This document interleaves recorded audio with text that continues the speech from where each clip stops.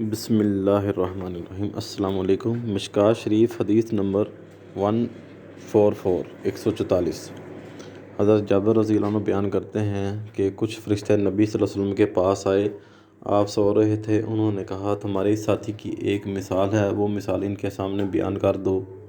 ان میں سے بعض فرشتوں نے کہا وہ تو سوئے ہوئے ہیں، جبکہ بعض نے کہا بے شک آنکھیں سوئی ہوئی ہیں لیکن دل بیدار ہے۔ پس انہوں نے کہا ان کی مثال اس شخص جیسی ہے جس نے ایک گھر بنایا، اس میں دسترخواں لگایا اور ایک دائی کو بھیجا، پس جس شخص نے دائی کی دعوت کو قبول کر لیا وہ گھر میں داخل ہوگا اور دسترخواں سے کھانا بھی کھائے گا، اور جس نے دائی کی دعوت کو قبول نہ کیا وہ گھر میں داخل ہوا نہ دسترخواں سے کھانا کھایا۔ پھر انہوں نے کہا اس کی مزید وضاحت کر دو تاکہ وہ اسے سمجھ سکے۔ پھر ان میں سے کسی نے کہا کہ وہ تو سوئے ہوئے ہیں، اور بعض نے کہا آنکھ سوئی ہوئی ہے اور دل بیدار ہے۔ پس انہوں نے کہا گھر جنت ہے، دائی محمد صلی اللہ علیہ وسلم ہے۔ پس جس شخص نے محمد صلی اللہ علیہ وسلم کی اطاعت کی تو اس نے اللہ کی اطاعت کی، اور جس نے محمد صلی اللہ علیہ وسلم کی نافرمانی کی تو اس نے اللہ کی نافرمانی کی، اور محمد صلی اللہ علیہ وسلم لوگوں کے درمیان فرق کرنے والے ہیں۔